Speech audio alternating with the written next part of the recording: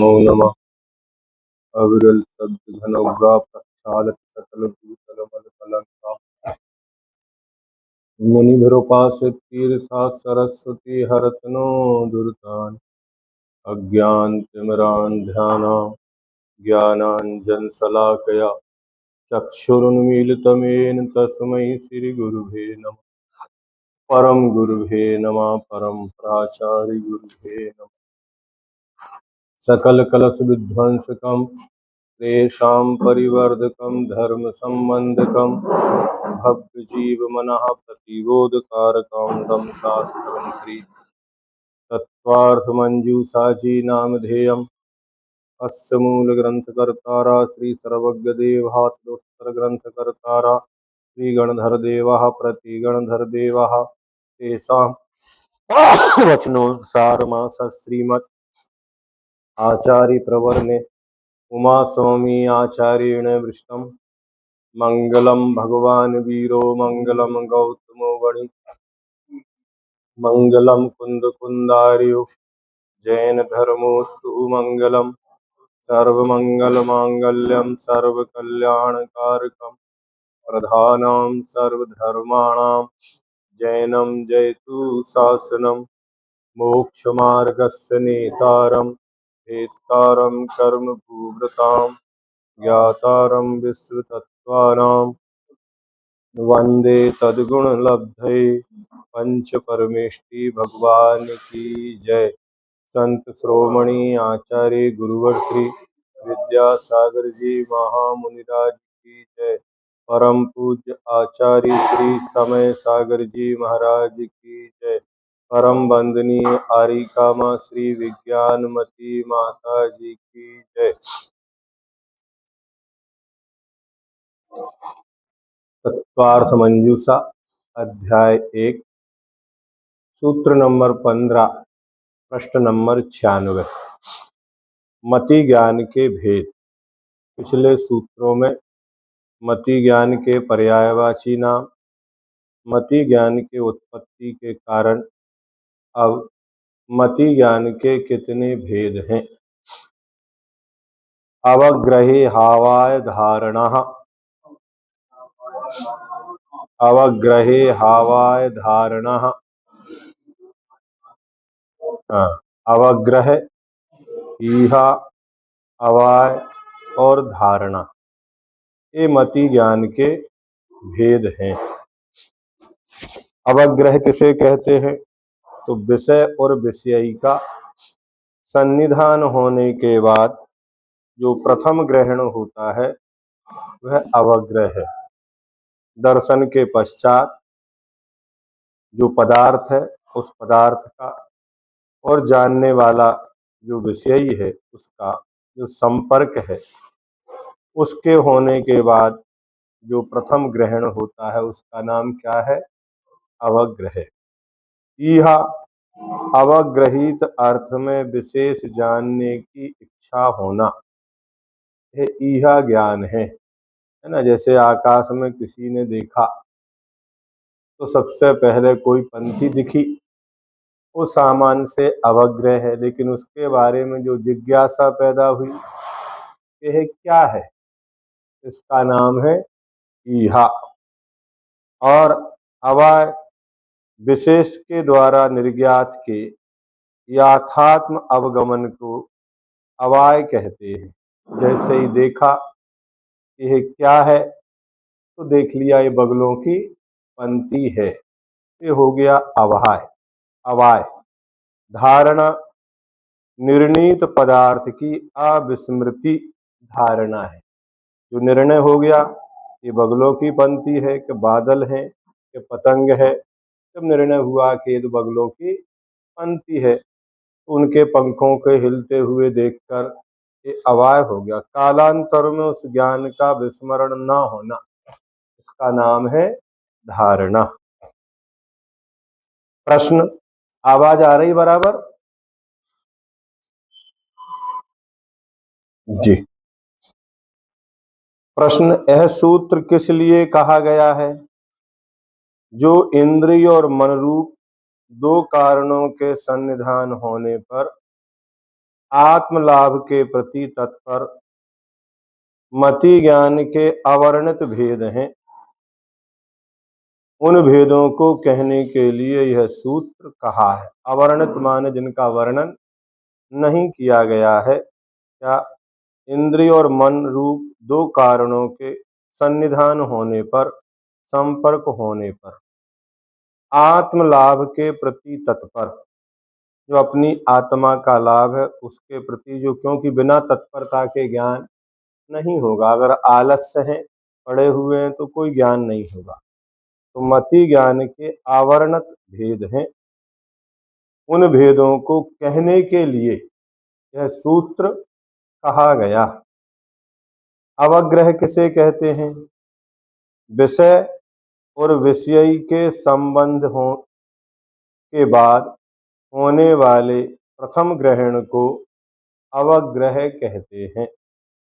विषय और विषयी का सन्निपात होने पर पहले दर्शन होता है। क्या होगा?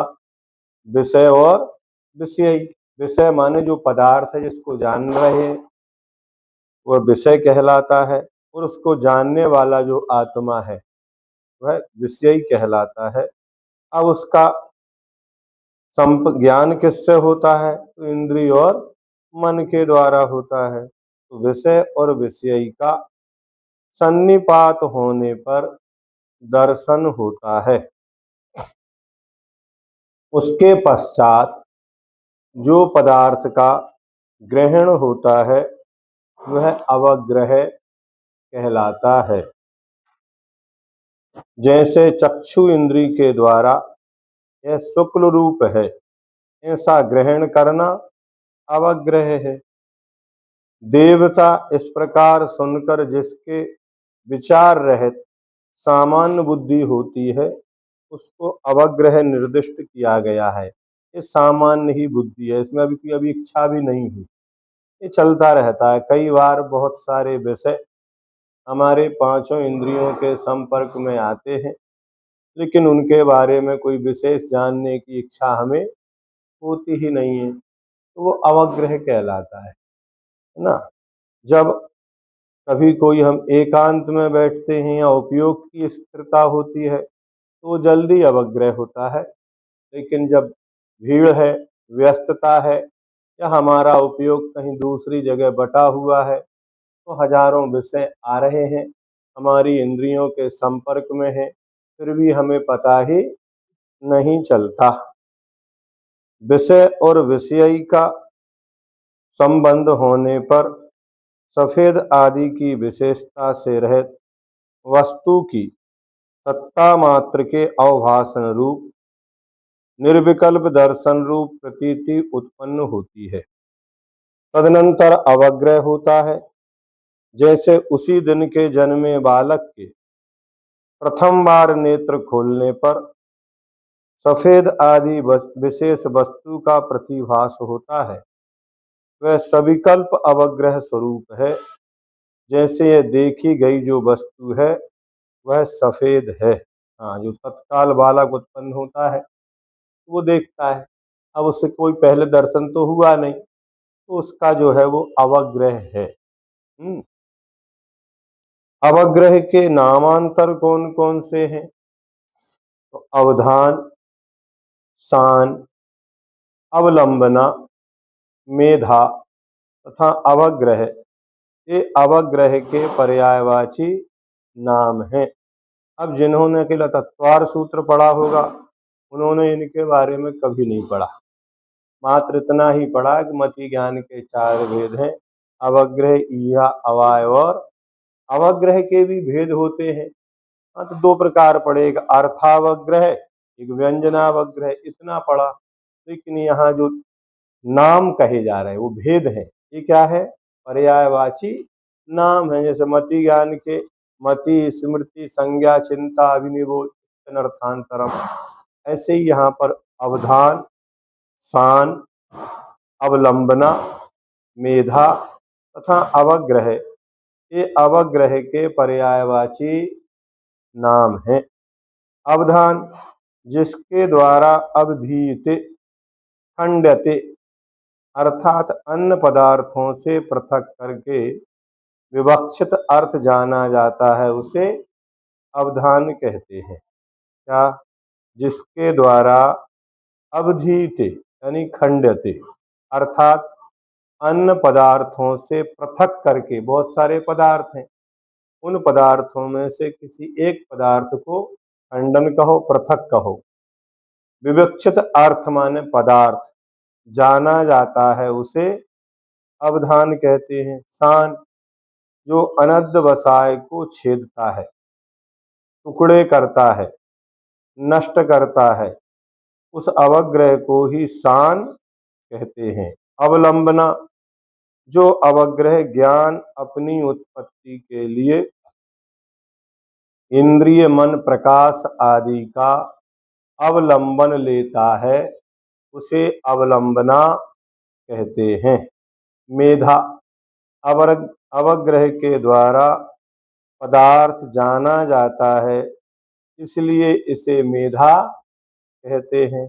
अवग्रह, जिसके द्वारा घट आदि पदार्थ अवगृहीत जाने जाते हैं, वह अवग्रह है। अवग्रह और दर्शन में क्या अंतर है? तो एक जैसे ही हो गए आपके। तो दर्शन और अवग्रह में परिचिति मात्र समान है, तो भी निर्विकल्प और सविकल्प पने से भेद लक्षित होता ही है ना। अर्थात दर्शन निर्विकल्प है और अवग्रह सविकल्प है। दर्शन और अवग्रह के लक्षण भिन्न भिन्न हैं। दर्शनावरण और वीर्यांतराय कर्म के क्षयोपशम, हाँ, अंगोपांग नाम कर्म के अवलंबन से, अंगोपांग माने जो आंख नाक कान आदि है, ये अंगोपांग कहलाते हैं, से विशेष शून्य सामर्थ्य से किंचित वस्तु है, ऐसा चक्षु के द्वारा जो निराकार प्रतिभास होता है, वह दर्शन कहलाता है।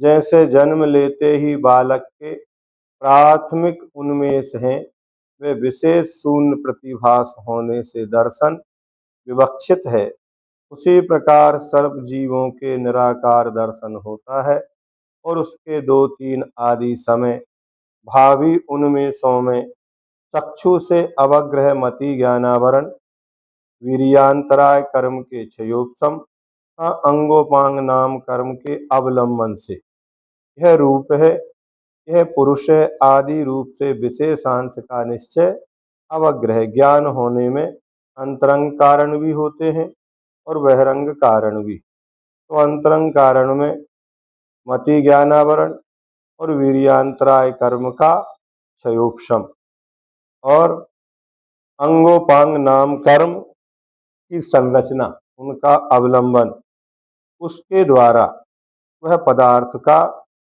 निश्चय या अवग्रह है, अथवा कारण के नानात्व से कार्य में भी नानात्व सिद्ध होता है, नानापना। जैसे मिट्टी और तंतु रूप कारण भेद से घटपट वस्त्र आदि कार्यों में भेद है। मिट्टी से घट बनता है और तंतु से वस्त्र बनता है। तो वस्त्र के लिए तंतु यानी धागा कारण है और घट के लिए मिट्टी कारण है। तो कारण भेद से कार्य में भी भेद होता है। उसी प्रकार दर्शनावरण और ज्ञानावरण कर्म के क्षयोपशम रूप कारण के भेद से दर्शन और ज्ञान में भी भेद है। हम हमने खिसकाई जब कह रहे तुम पहले से बोलना चाहिए, हमने तो खिसकाई दी अब तो।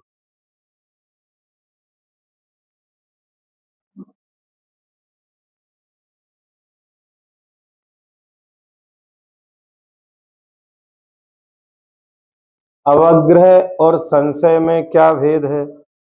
लक्षण भेद से अग्नि और जल के समान संशय और अवग्रह में भेद है।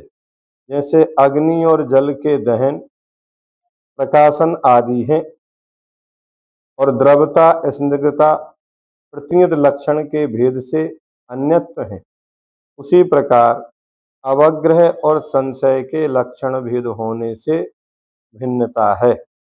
अनेकार्थ अनिश्चित और अपरियुदासात्मक संशय होता है और उससे विपरीत अवग्रह होता है। अवग्रह में कोई अनेकार्थ नहीं, अनिश्चितता भी नहीं। स्थाणु पुरुषादि अनेक पदार्थों के अवलंबन के सन्निधान से अनेकार्थात्मक और अनिश्चयात्मक संशय होता है।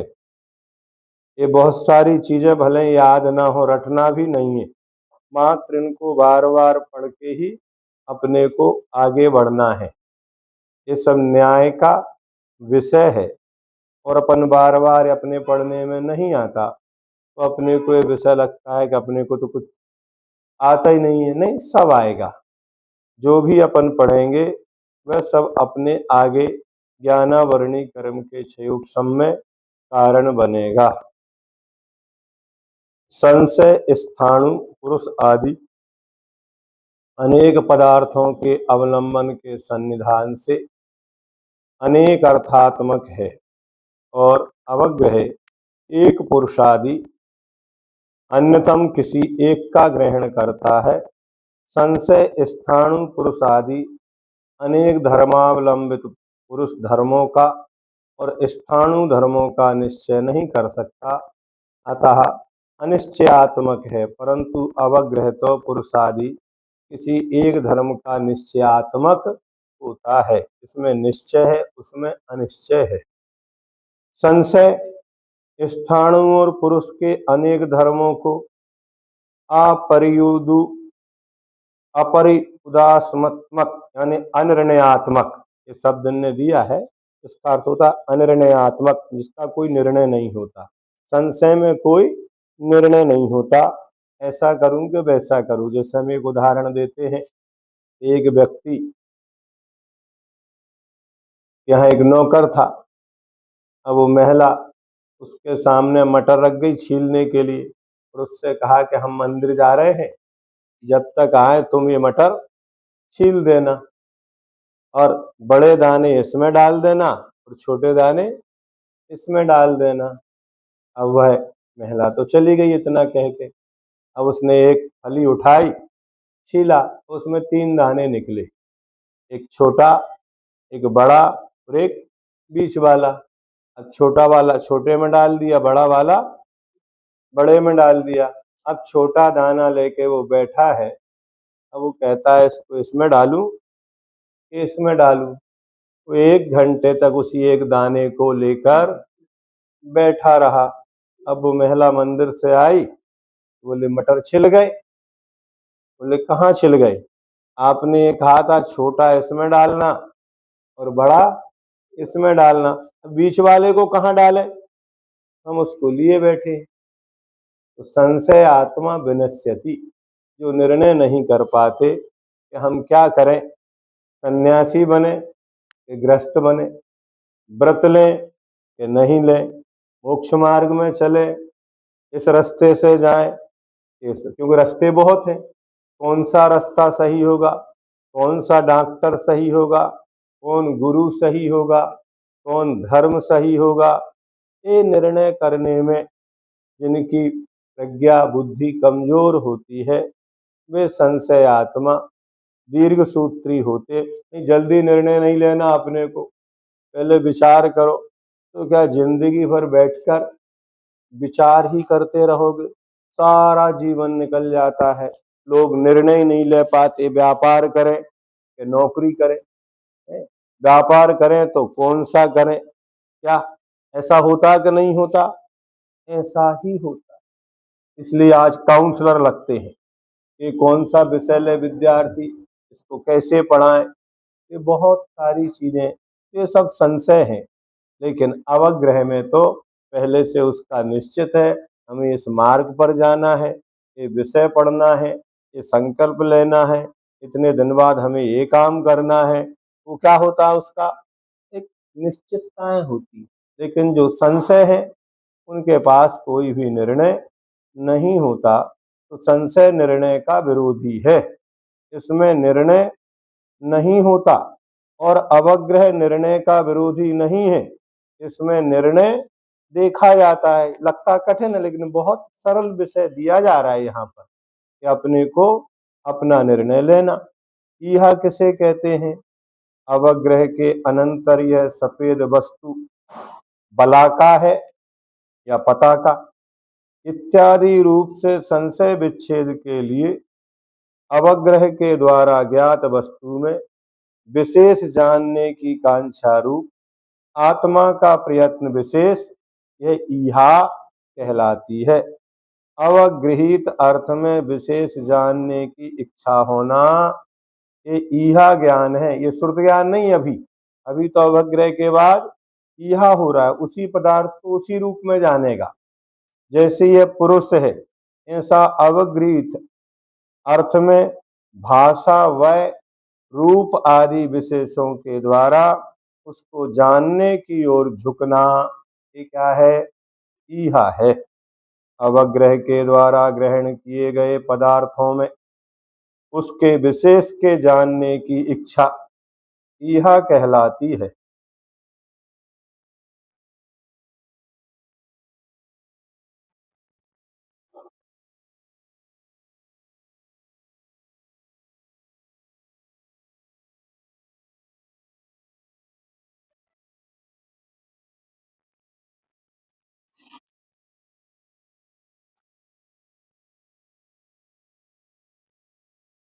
अवगृहित अर्थ में विशेष जानने की इच्छा होना ईहा ज्ञान है। जैसे यह पुरुष है, ऐसा अवगृहित अर्थ में भाषा व रूप आदि विशेषों के द्वारा उसको जानने की ओर झुकना ईहा है।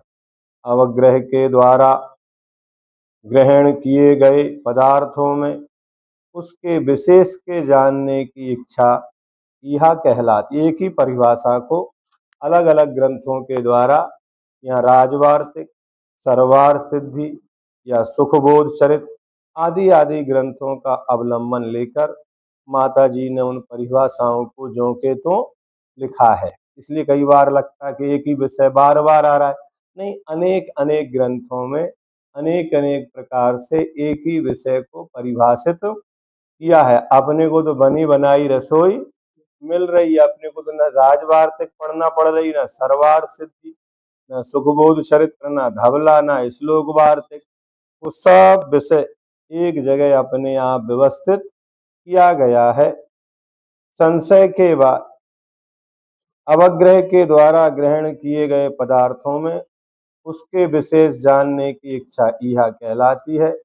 जैसे जो शुक्ल रूप देखा है वह क्या बकपंक्ति है, बक माने बगुला।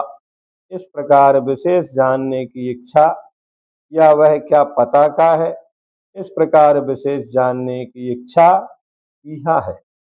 संशय के बाद और अवाय के पहले बीच की अवस्था में विद्यमान हेतु के अवलंबन से उत्पन्न हुए विमर्श रूप प्रत्यय को ईहा कहते हैं। और ये सहज रूप से सबके अंदर होती है।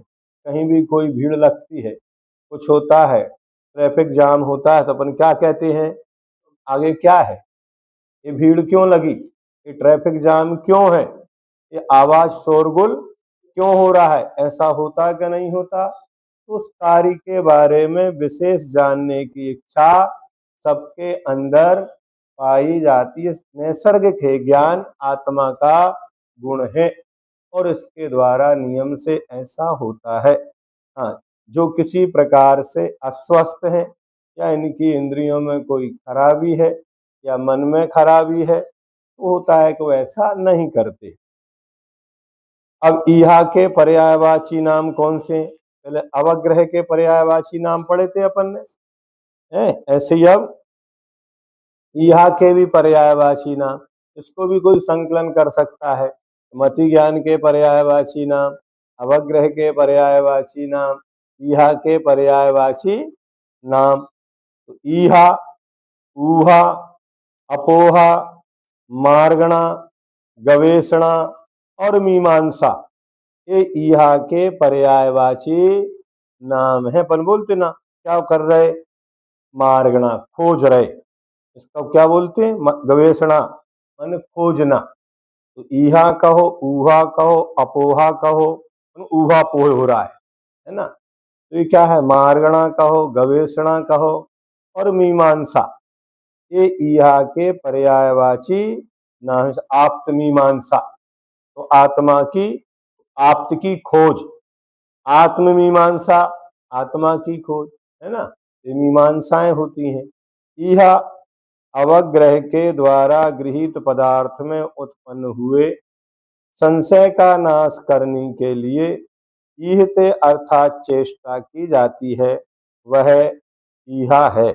ऊहा, अवग्रह से अवधृत पदार्थ के विशेष जानने के लिए ऊहते तर्कणा की जाती है, इसलिए ईहा को ही ऊहा कहते हैं। अपोहा, अवग्रह से अध्यवसित पदार्थ के संशय के कारणभूत विकल्पों का अपोहित निराकरण किया जाता है, इसलिए मति ज्ञान का नाम अपोहा भी है। क्या, यह ज्ञान का नाम अपोहा भी है, मतलब संशय बगुला है कि पता का है, तो इसको नहीं, उसको निर्णय कर लो तो ये अपोहा क्या है, ये बगुला ही है। मार्गणा, अवग्रह से अवलंबत पदार्थ के विशेष मार्गणा अर्थात अन्वेषण किया जाता है, इसलिए इसे मार्गणा कहते हैं। गवेषणा, अवग्रह से गृहीत पदार्थ की गवेषणा की जाती है, इसलिए इसे गवेषणा कहते हैं। खोजना, मृगियंते खोजंत। मीमांसा, उसी अर्थ की विशेष रूप से मीमांसा विचार की जाती है, इसलिए ईहा को मीमांसा भी कहते हैं। अपन यहाँ जो कर रहे हैं ना, ये मीमांसा ही है, एक ही अर्थ है, उसके अनेक अर्थों का विचार किया जा रहा है, तो ये क्या हो गया, ये मीमांसा है। ये समझे ना, उसी शब्द विषय एक ही है, लेकिन उसकी अलग अलग ग्रंथों के द्वारा, आचार्यों के द्वारा, परिभाषाओं के द्वारा विशेष रूप से उसको जो जान रहे हैं वो क्या है, मीमांसा है। निर्णयात्मक नहीं होने से ईहा को संशय कहना चाहिए, वो कह रहे हैं निर्णयात्मक नहीं है, यह क्या है, इतना ही है, ऐसा कहना ठीक नहीं है, क्योंकि ईहा ज्ञान में पदार्थ का ग्रहण होता है, ग्रहण होगा तभी तो उसमें ईहा होगी। अवग्रह से गृहीत पदार्थ के विशेष उपलब्धि की या निर्णय की ओर झुकाव होता है, वह ईहा है, जबकि संशय में किसी एक कोटि की ओर झुकाव नहीं होता। ईहा के पूर्व संशय होता है, क्योंकि यह पुरुष है, ऐसा अवग्रह के द्वारा निश्चय हो जाने पर यह दक्षिण देशीय है या उत्तर देशीय है, ऐसा प्रथम प्रतिपत्ति में संशय होता है। उस संशयालु पुरुष का उत्तर काल में विशेष उपलिप्सा, उपलब्धि के प्रति जो यत्न होता है वह ईहा है, इसलिए ईहा संशय से क्या है, भिन्न है। अब ईहा गृहीत ग्राही होने के से प्रमाण नहीं, अब ये नहीं माना आपने तो हम दूसरा प्रश्न कर रहे हैं, क्या है, ईहा गृहीत ग्राही होने से, मतलब पहले जिसको ग्रहण किया था उसी अवग्रह से भी उसी को ग्रहण किया और ईहा में भी, तो ईहा गृहीत ग्राही होने से प्रमाण नहीं है। इसका उत्तर कहते हैं कि गृहीत ग्रहण अप्रमाण का कारण नहीं है, क्योंकि उसका अप्रमाण का कारण तो संशय, विपर्य और अनध्यवसाय है।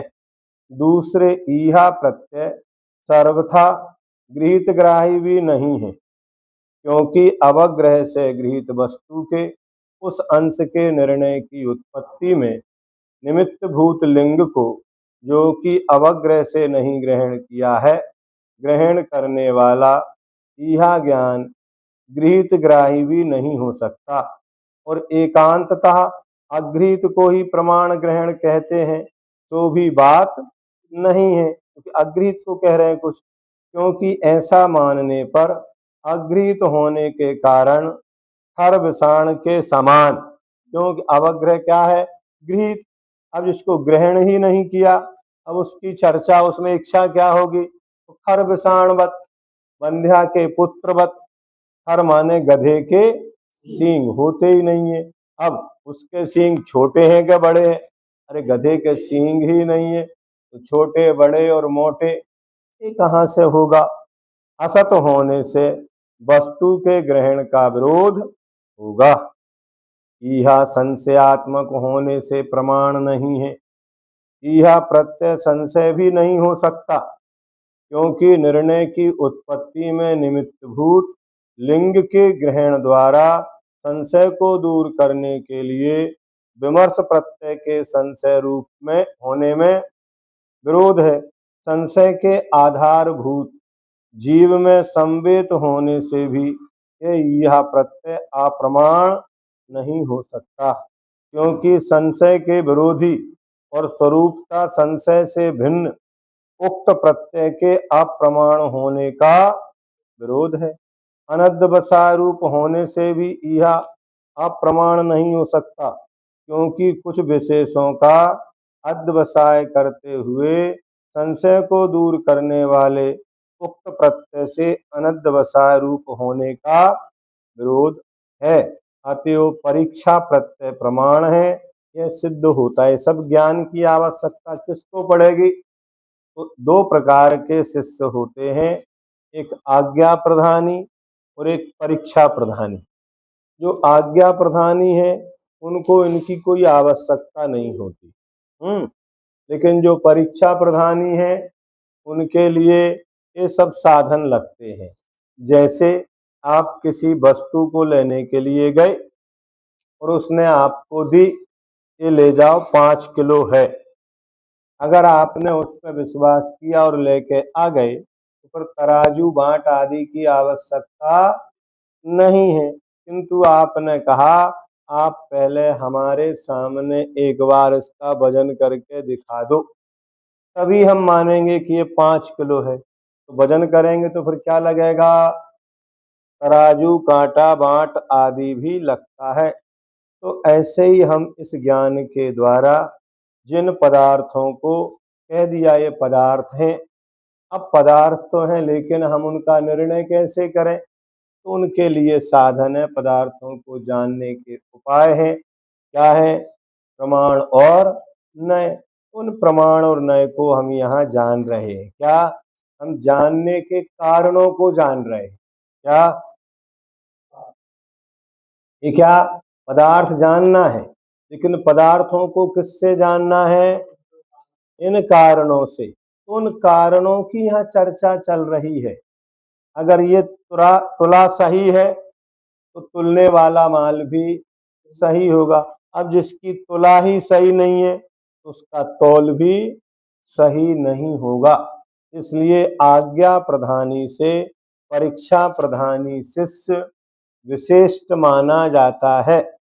दूसरे अपन जो पढ़ रहे हैं तो ये किसकी वाणी है? ये भगवान की वाणी है, ये मान के पढ़ना। अब भगवान की जो वाणी है सर्वभाषामय है, सभी के समझ में आती है, ये तो ठीक है, लेकिन आने के लिए भी अपना क्षयोपशम भी चाहिए है। तो ये कमी किसकी है? ये हमारे अपने क्षयोपशम की, प्रमाद की है। इस ग्रंथ को अभी तक हमने क्यों नहीं पढ़ा? राजवार्तिक, श्लोक वार्तिक आदि अगर ये पढ़े होते तो आज ये पढ़ने में कठिन नहीं लगता। इसलिए करत करत अभ्यास के जड़मति होत सुजान, रसरी आवत जात है सिल पर पड़े निशान। एक दूसरी बात कही है, एक चरण हु नित पड़े। हाँ, एक चरण हु नित पड़े तो काटे अज्ञान, और रसरी आवत जात है सिल पर पड़े निशान। कैसे पढ़ना उसको? एक चरण हु नित पड़े तो काटे अज्ञान, रसरी आवत जात है सिल पर पड़े निशान इसलिए प्रत्येक व्यक्ति को, हाँ, एक चरण, एक श्लोक में 4 चरण होते हैं। अब उन 4 चरणों में अगर प्रतिदिन एक चरण भी पढ़े, जैसे रत्नकरंडक श्रावकाचार में 150 श्लोक है, तो 150 श्लोक के कितने चरण बन गए? 600 चरण है। तो जो कोई व्यक्ति अगर एक चरण रोज पढ़े तो भी 2 साल में रत्नकरंडक श्रावकाचार हो जाएगा कि नहीं हो जाएगा? हो जाएगा। ऐसे इस तत्वार सूत्र का अगर एक सूत्र रोज पढ़े तो साल भर में तत्वार सूत्र होगा कि नहीं होगा? होगा ही होगा।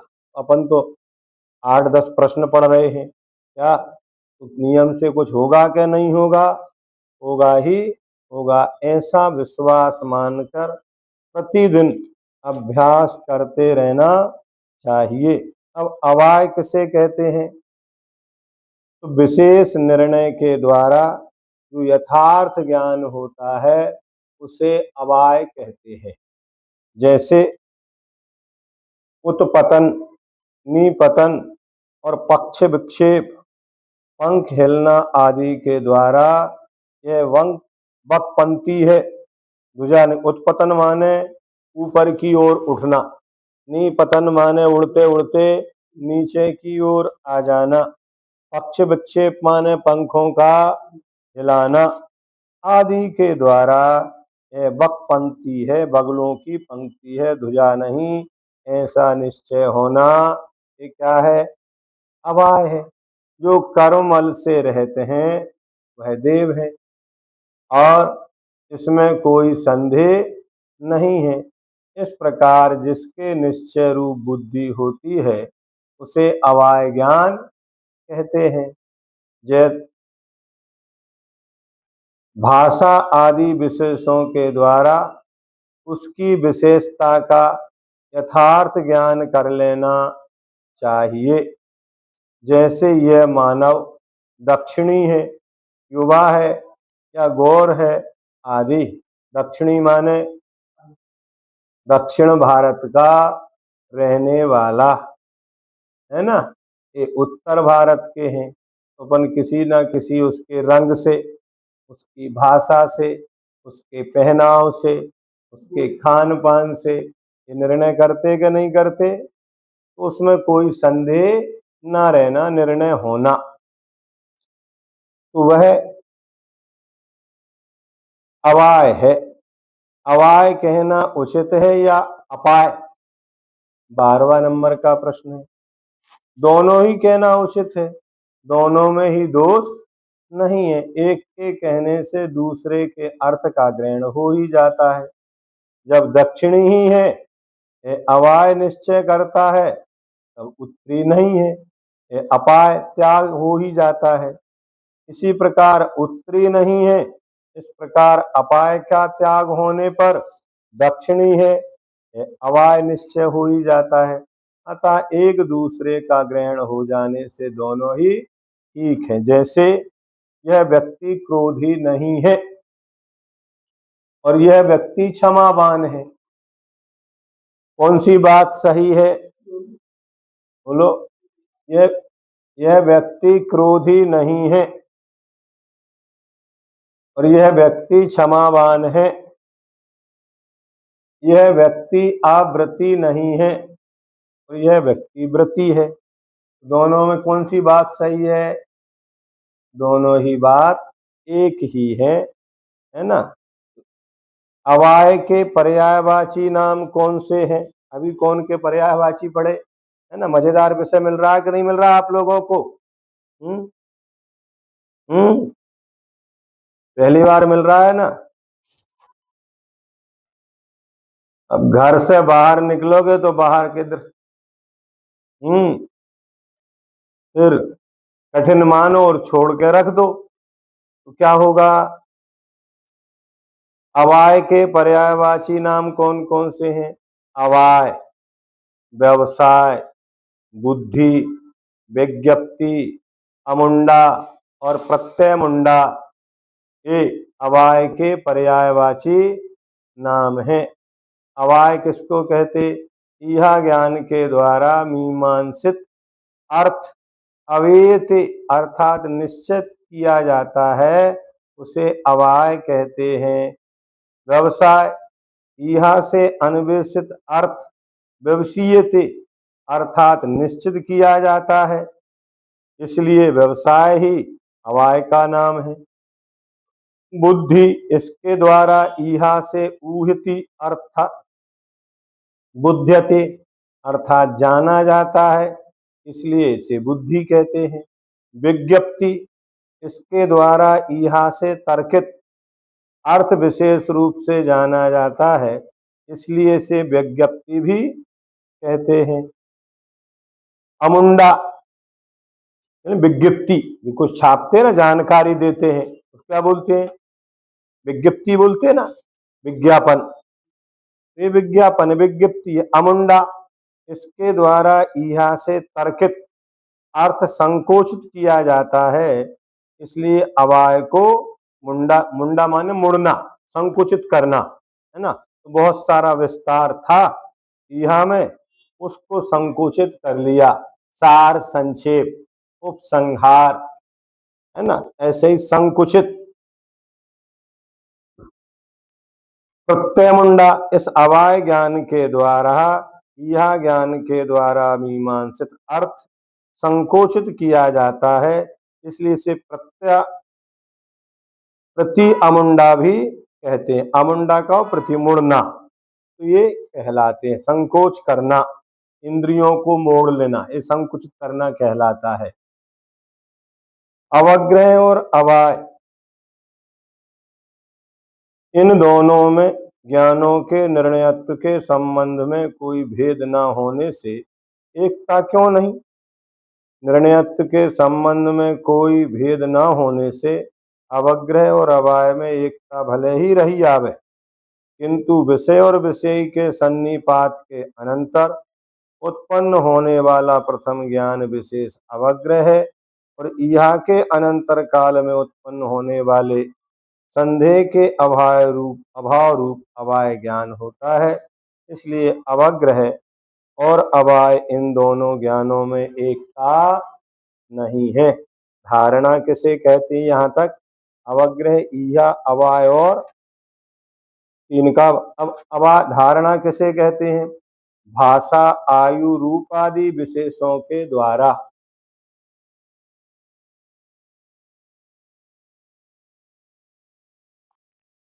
यथार्थ निर्णीत पुरुष का उत्तर काल में वह यह है, इस प्रकार जिससे अविस्मरण होता है वह धारणा। अवाय ज्ञान के द्वारा जानी हुई वस्तु का जिस कारण कालांतर में विस्मरण नहीं होता उसे धारणा कहते हैं। धारणा को अंत दीपक माना जाए तो ठीक है, क्योंकि अवग्रह की भी धारणा होती है, यह के लिए कारण है, और उसकी धारणा अवाय के लिए कारण है, और इसकी धारणा धारणा के लिए कारण है, तो स्मृति, प्रत्यय ज्ञान आदि के लिए कारण है। ऐसा भी नीचे फुटनोट है। जैसे यह वही बक पंक्ति है जिसे प्रातःकाल मैंने देखा था, ऐसा जानना धारणा है। धारणा के पर्यायवाची नाम कौन कौन से हैं? धरणी, धारणा, स्थापना, ओष्ठा और प्रतिष्ठा, ये धारणा के पर्यायवाची नाम है। धरणी, धरणी के समान बुद्धि का नाम धरणी है। जैसे धरणी माने पृथ्वी, गिरी, नदी, सागर, वृक्ष, पत्थर आदि पदार्थों को धारण करती है, वैसे ही जो बुद्धि अवाय के द्वारा निर्णीत कार्य को धारण करती है वह धरणी कहलाती है, पृथ्वी के समान। धारणा, अवाय से निर्णीत पदार्थ बहुत काल तक धारण किया जाता है, इसलिए धारणा कहलाती है। स्थापना, अवाय से निर्णीत पदार्थ बहुत काल तक स्थापित हो जाता है, इसलिए स्थापना कही जाती है। ओष्ठा, ओष्ठ माने कुस्थली को कहते हैं। कुस्थली माने जिसमें कोठी में आप धान रखते हैं उसे कुस्थली कहो, कोष्ठा कहो, कोठी कहो। पहले खोड़िया, बंडा और क्या क्या बोलते थे जिनमें अनाज भरते थे, तल घर बनाते थे ना, भरने के लिए, तो उसको कोष्ठा बोलते हैं, अनाज के कोठे। आज वेयर हाउस आ गए। आज इसका विस्तृत रूप क्या है? वेयर हाउस है। अब घरों में नहीं है, नहीं तो पहले वेयर हाउस नहीं होते थे। लोग अपने अपने घरों में अनाज को, उस स्थली माने धान्य को रखा जाता है कोष्ठा के समान, जिसमें अवाय ज्ञान के द्वारा निर्णीत अर्थ बहुत काल तक रखा जाता है, विस्मृत नहीं होता है। इसलिए धारणा को ही कोष्ठा कहते हैं, प्रतिकोष्ठा। जिस बुद्धि में अवाय से निर्णीत अर्थ बहुत काल तक सुरक्षित रहता है, नष्ट या विस्मृत नहीं होता, उस ज्ञान को प्रतिष्ठा कहते हैं, है ना। अपन प्रतिष्ठा कर देते हैं भगवान की, तो यहाँ ज्ञान की प्रतिष्ठा कह रहे हैं। एक बार जिस ज्ञान हो गया, वो ज्ञान बाद में विस्मरण, ये अवग्रह या अवाय और धारणा के नामांतर अवश्य हैं, परंतु अर्थांतर नहीं है। मंद बुद्धि वाले शिष्यों को समझाने के लिए इनके नामांतर कहे हैं। अपन तो विशेष बुद्धि वाले हैं, समझे ना। यह आदि मति ज्ञान नहीं है, क्योंकि वे अवग्रह आदि के कार्य हैं। जैसे अवग्रह कारण है, यह कार्य, यह कारण है, अवाय कार्य आदि। तो करे ऐसा नहीं कहना चाहिए, क्योंकि यह आदि ज्ञान मन से उत्पन्न होते हैं, अतः मति ज्ञान है। यद्यपि श्रुत ज्ञान भी मन से ही उत्पन्न होता है, पर यह आदि में परंपरा जनितता भी है, क्योंकि इंद्रिय से उत्पन्न अवग्रह के बाद ही यह ज्ञान की परंपरा चलती है, और तब भी इंद्रिय व्यापार रुकता नहीं है। इसलिए यह आदि के अनिंद्रिय निमित्त का उपचार होता है।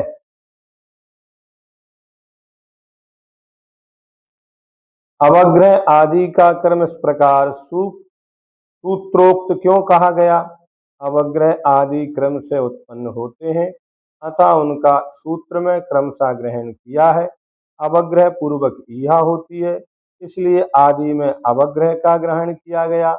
इस प्रकार ईहा पूर्वक अवाय और अवाय पूर्वक धारणा होती है, ऐसा कथन करना चाहिए।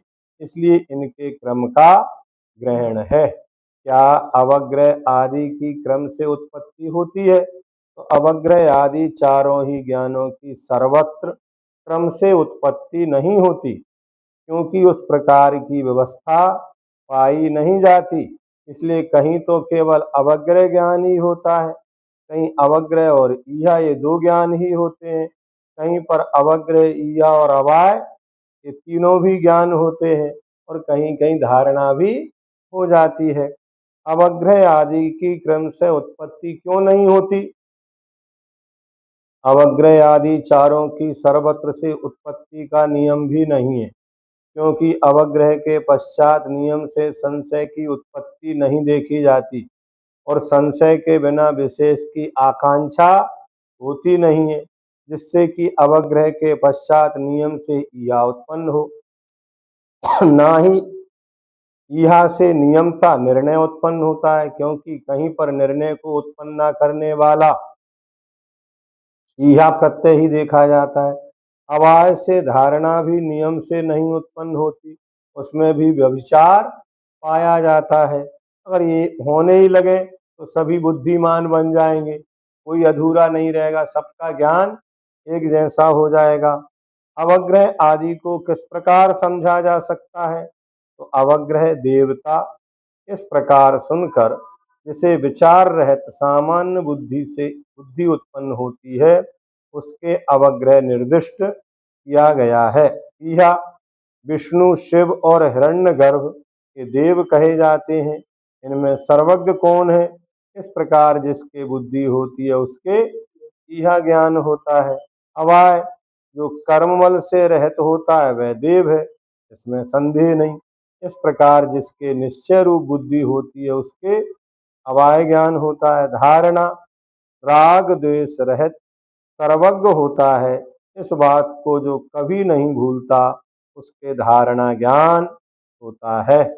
इस प्रकार से सूत्र नंबर 15 में मति ज्ञान के चार भेद, अवग्रह, ईहा, अवाय और धारणा को विशेष रूप से हम सभी ने जाना। अब आगे का विषय कल जानेंगे, इतना जान लो। ठीक है। जा वाणी के ज्ञान थे सूझे लोकालोक, तो वाणी मस्तक नमून सदा देत हूँ ढोक। हे जिन वाणी भारती तो जपो दिन रैन, जो तेरी सरना गहे सो पावे सुख चैन। देव भजो अरहंत को।